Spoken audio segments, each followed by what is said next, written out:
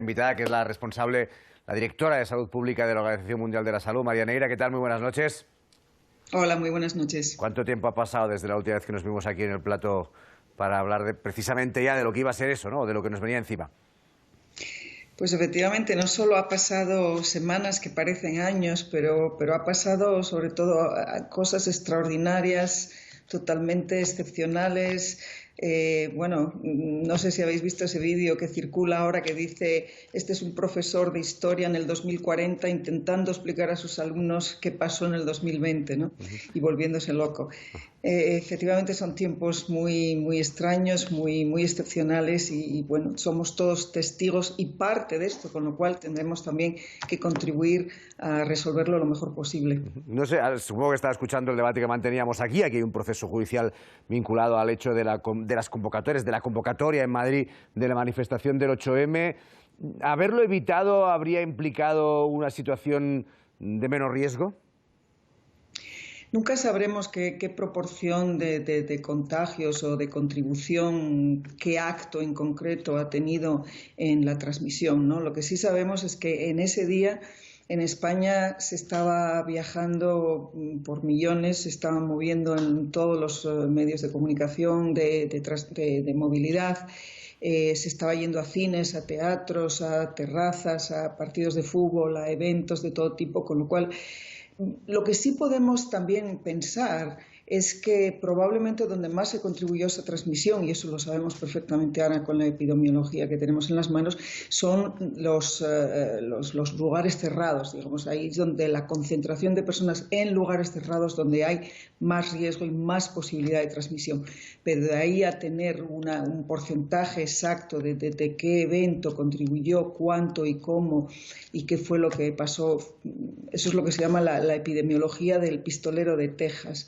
En epidemiología llamamos eso cuando normalmente uno dispara una diana y ve cuánto acertado fue, ¿no? La teoría del pistolero de Texas es que primero disparas, ves dónde fue el disparo y luego pintas la diana alrededor de ese agujero, ¿no? Claro, y eso afortunadamente solo para estudiar epidemiología, pero no en la realidad.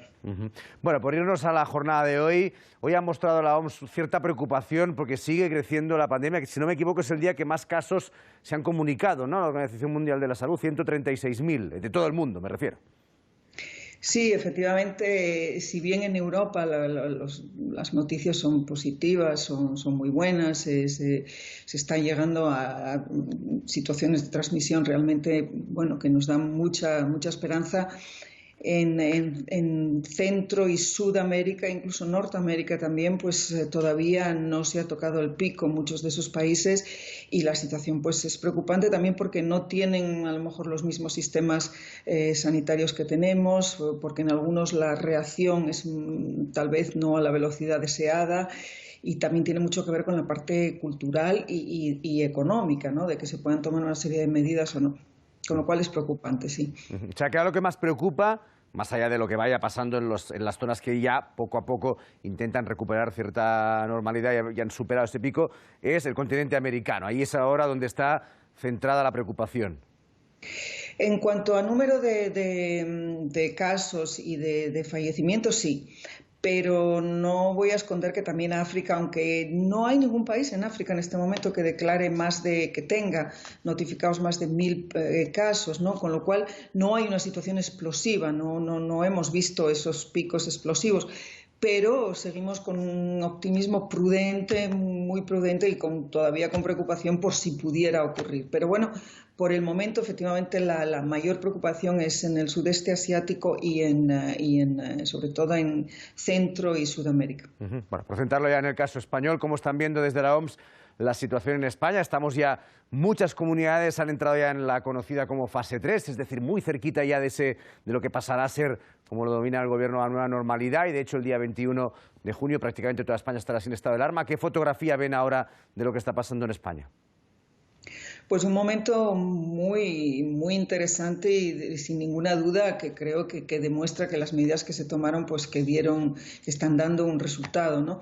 El número de casos es muy bajo en este momento y además los factores muy positivos es que el sistema epidemiológico va a funcionar porque está demostrado que está funcionando. En cuanto hay un caso nuevo, en cuanto hay un posible clúster, un pequeño brote, se detecta, con lo cual ahí está todo ya como muy rodado. El seguir a esos positivos e identificar a sus contactos y cerrar inmediatamente ese círculo está también mucho mejorado. Y con respecto al tratamiento en los hospitales, pues lo que nos transmiten los clínicos en los hospitales es que se sienten, aparte que los casos ahora son mucho menos severos, la presentación clínica también, el tratamiento se ha avanzado muchísimo y el sistema sanitario está mejor preparado para absorber en el caso de que hubiera algún tipo de sustos o de detección de un pequeño brote y que se pudiera responder de una manera mucho más, mucho más rápida y eficaz. ¿Se teme lo que pueda pasar a partir de ahora? Es decir, en el momento en que ya estemos con menos regulación de movimiento, incluso cuando empiecen los ciudadanos de varios países a moverse, no sé si habrá mucho o poco turismo este año, no parece que vaya a haber mucho, pero los países, por decirlo de alguna manera, pelearán para que los turistas vayan a su país, sobre todo uno como el nuestro que es España. ¿Eso les preocupa? ¿Creen que se están estableciendo los controles suficientes? ¿O puede ser ahí un punto en el que puedan aparecer brotes más fuertes que los que estamos viendo ahora, que son de 20, 30, etcétera? Ahora mismo, cuando se abran las fronteras, entiendo el 1 de julio, se van a abrir sobre todo aquellos países que tienen una situación epidemiológica muy similar, es decir, unos países del entorno europeo que son también ciudadanos que vienen de un confinamiento, que vienen de una reducción masiva del número de casos, con lo cual la situación epidemiológica de toda esta burbuja que se va a crear en Europa es muy similar. Con lo cual, ese movimiento, siempre que hay un movimiento, podría acelerarse la transmisión, pero como digo, al tener ese sistema epidemiológico ahora tan fino, no sé, de detectar inmediatamente que pudiera haber algún problema, eso da una cierta tranquilidad. Otra cosa es abrir las fronteras a otros países que tengan en este momento una transmisión comunitaria importante, pero ahí entendemos que se van a tomar una serie de medidas, pues la persona que llega, los viajeros que vengan, van a tener que someterse a unas medidas de cuarentena, dependiendo del país de donde vengan, para efectivamente, o hacerles un test inmediato para saber qué situación epidemiológica tienen y evitar que se pueda entrar de nuevo en la transmisión comunitaria bueno, esperemos que no sea así. Estábamos hablando de brotes que se pueden producir por movimientos, pero no sé si siempre se ha hablado de ese temido nuevo brote cuando llegue aquí otra vez el invierno o las temperaturas bajen. Es decir, ahora, en este momento, ¿cuál es la evolución que prevé la OMS del virus, incluso ya pasado estos meses de verano? Hoy, por ejemplo, Nueva Zelanda daba la buena noticia de que después de 17 días sin ningún caso, daban obviamente por cerrado el control, dan por controlado la transmisión del virus, ¿no? Obviamente eso no quiere decir que no haya otra reintroducción, pero son buenas noticias, eso significa que han conseguido controlarlo. Si en Europa seguimos con esta tendencia, hablo de Europa, los países que tienen una situación similar a la de España, creo que podrían ser también muy buenas noticias. Que puede haber un brote cuando empiece de nuevo la estación del frío, cuando tengamos la gripe estacional, que podría ocurrir el escenario peor de que incluso convivieran las dos. Son escenarios que obviamente no podemos descartar, pero también es verdad que hay que dar un poco de tranquilidad en el sentido que en el caso de que llegara a producirse algo así, las medidas están,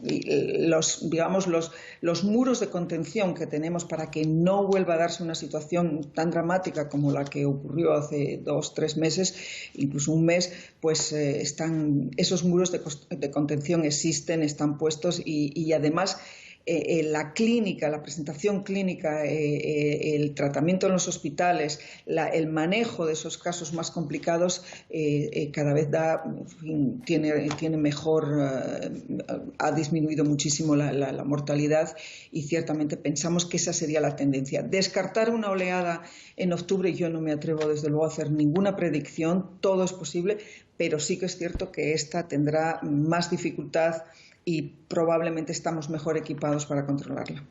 Sí que me gustaría preguntarle sobre una polémica que llevamos aquí prácticamente todos los días analizando, que es el problema para determinar el número de fallecidos por la pandemia. Tenemos los más de 27.000 que se nos dice desde Sanidad, insisten en que son los datos de las personas que han fallecido, confirmado, con diagnóstico de coronavirus, pero tenemos otros datos de otras instituciones, del INE, del MOMO, que hablan de más de 40.000, incluso en su momento la OMS la semana pasada ha dado unos datos de 30.000. ¿Cómo hay que entender esto? ¿Por qué hay este baile de datos? Porque desde la OMS, ¿cómo se pide a los países que calculen el número de fallecidos? ¿O cómo se recomienda? Sí, precisamente la semana pasada hemos tenido mucho intercambio con las autoridades sanitarias españolas precisamente por estas cifras que la OMS no había todavía actualizado los datos, que había habido un ajuste en el número de casos y sobre todo de fallecimientos en España, y tuvimos un intercambio, no yo, la gente de los expertos en epidemiología tuvieron un intercambio muy positivo con las autoridades sanitarias y se aclaró. O sea, ustedes ahora dan por bueno los datos de sanidad, ¿no? Estos son su referencia. Por bueno los datos de sanidad, ha habido, como digo, ese intercambio de explicaciones donde ellos tuvieron ese ajuste que todavía no se había volcado en nuestros datos y, bueno, eso fue todo rápidamente corregido y actualizado.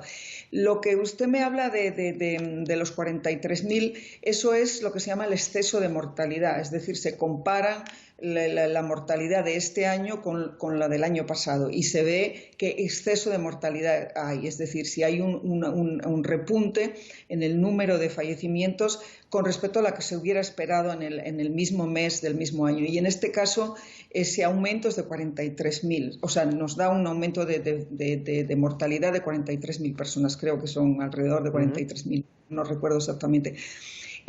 Pero ese exceso de mortalidad no quiere decir que sean todos por coronavirus, y es muy probable que haya una proporción de ese exceso de mortalidad que sea debido precisamente al hecho de que las personas no fueron a buscar tratamiento, casos agudos que hubieran necesitado un tratamiento rápido, las personas no fueron al hospital. Eso lo estamos viendo también en otros países. Es el caso de Suecia, por ejemplo. Hemos visto que ese exceso de mortalidad tiene que ver con no haber ido a buscar una atención sanitaria, pues por miedo, porque los servicios estaban saturados, por ir atrasando y claro, y eso habrá que analizarlo. Eso no tenemos una respuesta ahora mismo, pero eso se va a saber, o sea, vamos a ir analizando. Cuando digo vamos, me refiero a las autoridades sanitarias y si necesitan nuestra ayuda con mucho gusto, pero evidentemente tendrán que hacerlo y ver a qué causa se debió y qué es lo que pasó. Está claro que el coronavirus no solo fue responsable, o sea, de los fallecimientos debido a la enfermedad, a la COVID-19, sino que también a todo lo que ha creado alrededor, ¿no? Y desafortunadamente, de las consecuencias secundarias, digamos, de esta epidemia ha sido efectivamente estas personas que no han tenido un tratamiento, una asistencia sanitaria por otras patologías. Hablaba usted hace un momento de Suecia, que en su momento, al principio, cuando todos estábamos en casa encerrados, se nos decía, no, Suecia ha optado por otra cosa, que fue no cerrar prácticamente, les está yendo bien, pero sí que con el tiempo se ha demostrado que no era el ejemplo a seguir. Bueno, yo no... Las propias autoridades han dicho, igual nos equivocamos. Efectivamente, bueno, los suecos tienen esa capacidad de autocrítica y aceptación de errores muy permanente, y efectivamente el epidemiólogo jefe ha dicho que seguramente se podría haber hecho mejor. Pero sí que es cierto que a veces se dice que Suecia intentó alcanzar esa inmunidad de rebaño, inmunidad de grupo. No es correcto, no era esa su intención. Suecia simplemente confía mucho en la población, la disciplina de la población, la autodisciplina, la decisión de quedarse en casa, que efectivamente esa parte funciona mucho. Pero sí que es verdad que los resultados de ese modelo sueco no hay que sacarlos ya. Yo creo que también a lo mejor a medio término, por ejemplo, en cuestiones de salud mental, es muy probable que Suecia, al no haber tenido este tipo de confinamiento tan riguroso, tan agresivo, pues tal vez, así como en otros países estamos viendo que va a haber un impacto en la salud mental, pues tal vez no hayan tenido. En fin, evidentemente cada país optó. Aquí en Suiza ha sido también una cuestión, cerraron, pero nunca se prohibió salir a nadie. Y ha funcionado. Yo creo que, claro, son modelos de sociedades también muy distintos. Hoy había un chiste en la prensa suiza diciendo ya por fin se acabaron las medidas de alerta, con lo cual ya no es necesario que la gente guarde la distancia de 2 metros. Podemos volver a la de siempre, de 5 metros. O sea, claro, son situaciones totalmente sí, distintas. Bueno, pues culturalmente muy distintas. María Neira, directora de Salud Pública de la OMS, muchísimas gracias, como siempre, por sus explicaciones. Hasta la próxima. Gracias a ustedes. Buenas Gracias. noches.